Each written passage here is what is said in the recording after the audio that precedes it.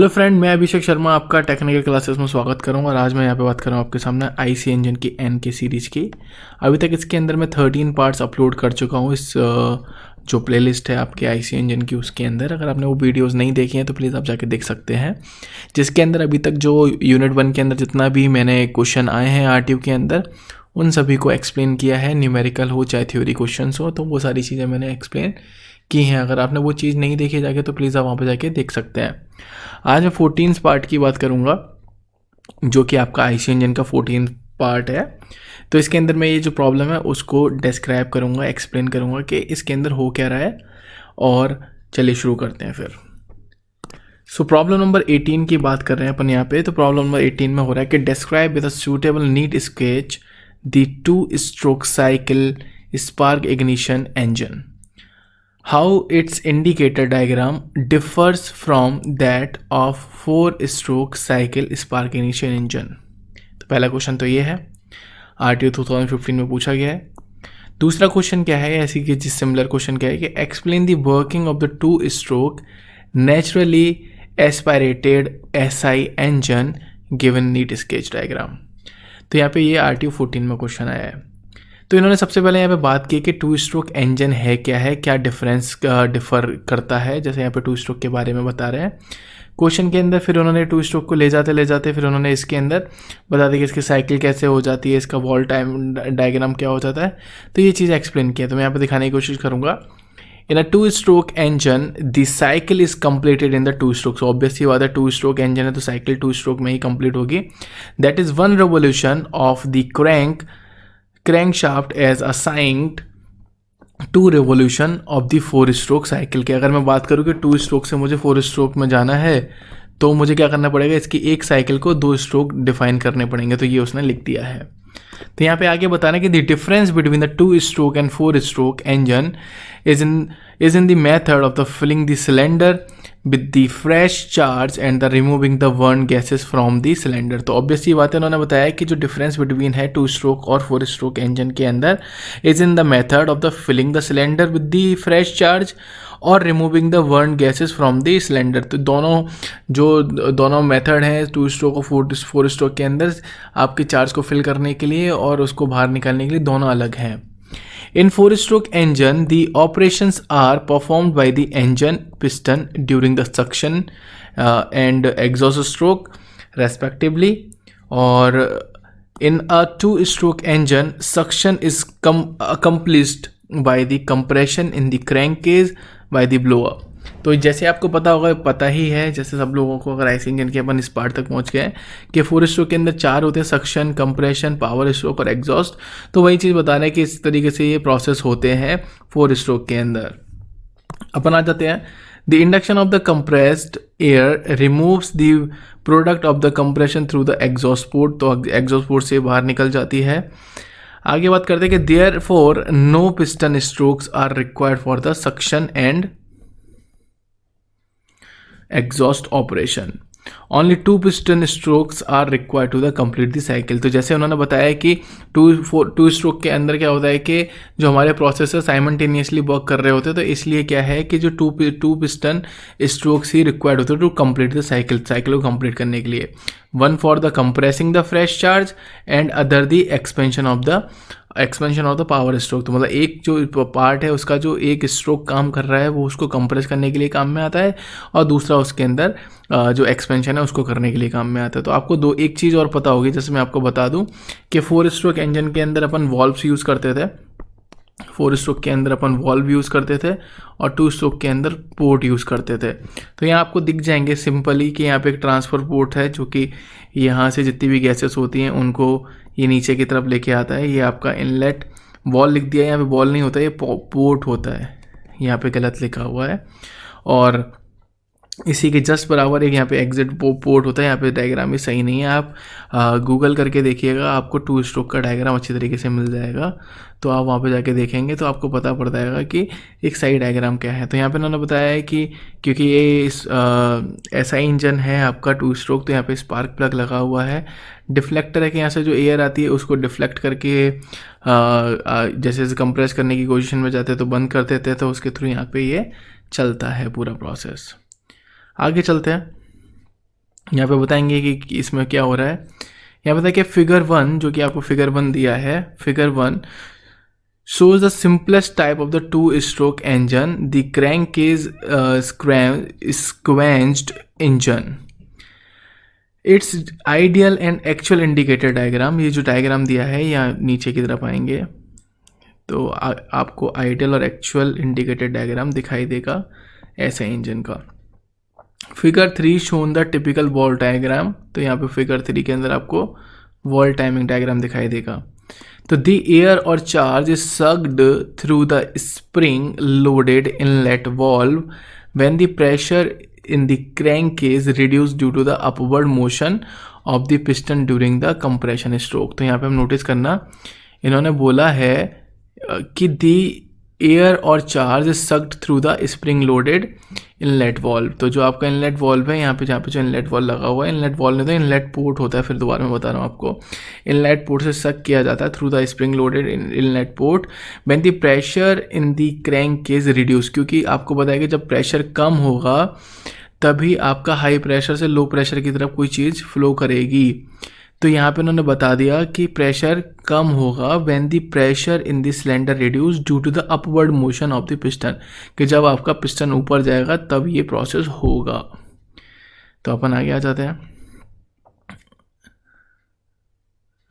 During the compression stroke, after the compression ignition expansion takes place in the usual way. During the expansion stroke, the air in the crankcase is compressed. Clear. तो यहाँ पे उन्होंने बताया कि during the expansion stroke the air in the crankcase is compressed. Near the end of the expansion stroke, piston uncovers the exhaust port and the cylinder pressure drops the atmospheric as the combustion product leave the cylinders. तो simple सी बात है, क्योंकि यहाँ पे cycles आपके simultaneously काम कर रहे हैं, तो यहाँ पे जब भी आपका ये प्रोसेस कंप्लीट होने पाएगा तो उस केस के अंदर आपके जो दो प्रोसेस होंगे वो साथ साथ चलेंगे। तो उन्होंने वही चीज़ बताया कि उन्होंने एक ही चीज़ बताई कि near the end of the expansion stroke piston uncovers, क्योंकि जब अपन बात करते हैं कि end of the expansion stroke पे जाते हैं, मतलब कि आपका पावर स्ट्रोक में जाते हैं, तो आपका पिस्टन अनकवर्स रहता है द एग्जॉस्ट पोर्ट से, and the cylinder pressure drop to the atmospheric as the combustion product leave the cylinder. तो जो आपका कंबशन होता है वो एग्जॉस्ट कर जाता है। Further motion of the piston uncovers the transfer ports, तो यहाँ पे जो आगे मोशन होता है उसके अंदर क्या होता है कि वो ट्रांसफर पोर्ट्स पे अनकवर्स करता है, permitting the slightly compressed air और mixture in the crankcase to enter the engine cylinder. The top of the piston something has the projection to deflect. तो डिफ्लेक्टर लगा रहता है, जैसे अभी दिखाया है आपको, दिस इज अ डिफ्लेक्टर। तो जिसकी से आपका ट्रांसफर पोर्ट्स के थ्रू आपकी एयर स्विल करते हुए नीचे की तरफ जाती है। मैं आपको अभी एक एनिमेटेड वीडियो भी दिखा दूंगा, अगर यूट्यूब पे बहुत सारी एनिमेटेड वीडियो होती है तो आपको पता भी पड़ जाएगा कि उसके अंदर होता क्या है, कैसे क्या है, तो आप वो चीज़ें नोटिस भी कर सकते हो ईजीली। चलते हैं अपन दोबारा से वहीं पे।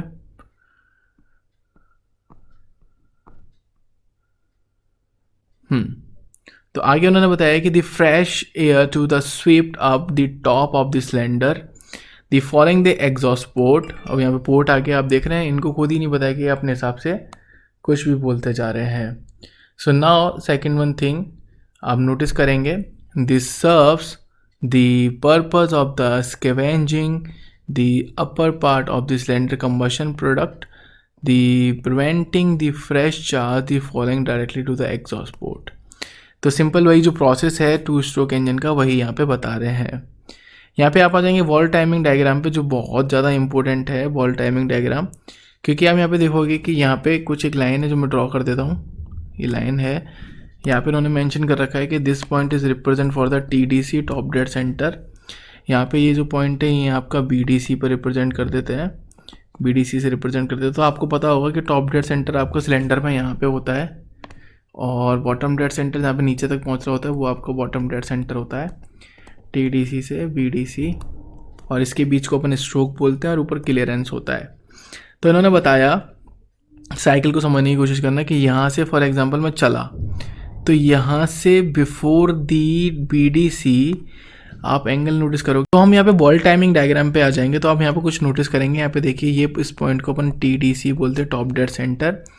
यहाँ पे इस पॉइंट को अपन बोलते हैं BDC, तो ये BDC पॉइंट है यानी कि बॉटम डेड सेंटर, और इन दोनों के बीच में आपका स्ट्रोक होता है।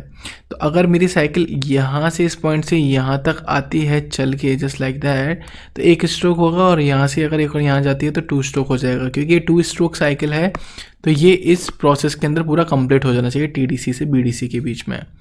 तो सबसे पहले अगर यहाँ पे आप नोटिस करने की कोशिश करोगे तो आपको यहाँ पे कुछ चीज़ दिखाई देगी, this is the expansion process.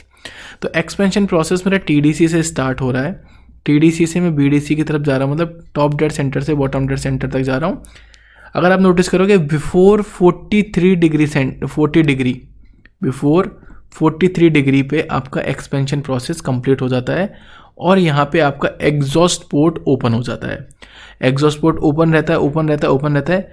जैसे ही और 8 डिग्री, जैसे 43 में से 35 जाएंगे तो अगले 8 डिग्री ऐसे स्टार्ट होगा, तो आपका इनलेट वॉल्व भी ओपन हो गया उस टाइम पे, क्योंकि 2 स्ट्रोक साइमल्टेनियसली वर्क कर रहा है। और अगर आप नोटिस करोगे तो आगे जाके अप्रोक्सीमेट अगर मैं इसको 0 मानूँ तो अप्रोक्सीमेट 70 डिग्री पे आपका इनलेट पोर्ट क्लोज हो जाएगा। इनलेट पोर्ट क्लोज हो गया। और अगर मैं इसको 0 डिग्री मानूँ, एग्जैक्ट 86 डिग्री पे आपका एग्जॉस्ट पोर्ट क्लोज हो जाएगा। और यहाँ पे मैंने लिख भी रखा है कि इसके बीच में आपका इनलेट पोर्ट ओपन है, और यहाँ पे दिख रखा है कि यहाँ पे एग्जॉस्ट पोर्ट ओपन है, और जहाँ पे क्लोज लिख रखा है वो मैंने आपको बता ही दिया। इसके बाद जैसे यहाँ से इस प्रोसेस से मैं निकलता हूँ, तो अगर मैं यहाँ से देखता हूँ तो आगे मेरा जो प्रोसेस है वो क्या है, आपका कंप्रेशन प्रोसेस स्टार्ट हो जाता है। कंप्रेशन प्रोसेस आपका बिफोर TDC से 20 डिग्री पे बंद हो जाता है, और ये साइकिल ऐसे ही चलती रहती है। अभी आप यहाँ पे नोटिस करेंगे सिंपल है बिल्कुल। अगर आप इसकी एनिमेटेड वीडियो देखते हैं, क्योंकि मैंने अभी जैसे आपको वीडियो बताया कि मैं आपको एनिमेटेड वीडियो दिखा दूंगा, बट क्योंकि अगर मैंने यहाँ पे एनिमेटेड वीडियो चला दी किसी की तो मेरे ऊपर कॉपीराइट आ जाएगा। तो इसीलिए मैं आपको सजेस्ट करूँगा कि आप यूट्यूब पे जाके 2 स्ट्रोक की एनिमेटेड वीडियो देखोगे तो आपको और अच्छे से समझ में आ जाएगा कि यहाँ पर आपका 2 स्ट्रोक का प्रोसेस कैसा होता है। तो आगे चलते हैं अपन। जैसे कि उन्होंने एक और चीज़ पूछी थी कि आपका लूप स्क्वेंस्ड क्या है, कैसे प्रोसेस है, क्या चलता है। तो यहाँ पे एक सिंपल छोटा सा डायग्राम है, मैं वो आपको दिखाने की कोशिश करूँगा। ये मेरी PDF थोड़ी सी लोड ले रही है। तो जैसे ही आप यहाँ पे नोटिस करोगे तो यहाँ पे ना बता रखा है कि आपका फ्यूल अंदर कैसा जाता है, किस तरीके से आता है। तो सिमिलर है यहाँ पे कि जो फ्यूल एयर का मिक्सचर है कंबशन चैम्बर से आता है, वो यहाँ पे क्या होता है कि एक टाइमिंग के थ्रू ही अंदर की तरफ जाता है, कि जब वो टाइमिंग होगी तभी वो उसके अंदर जाएगा, क्योंकि ये मेरा 2 स्ट्रोक इंजन है। प्रॉपर टाइमिंग के साथ ही जाएगा, जो कि बॉल टाइमिंग अभी मैंने आपको बताई। और वो बॉल टाइमिंग नहीं है, पोर्ट टाइमिंग है, क्योंकि यहाँ पे इन्होंने गलत लिख रखा है।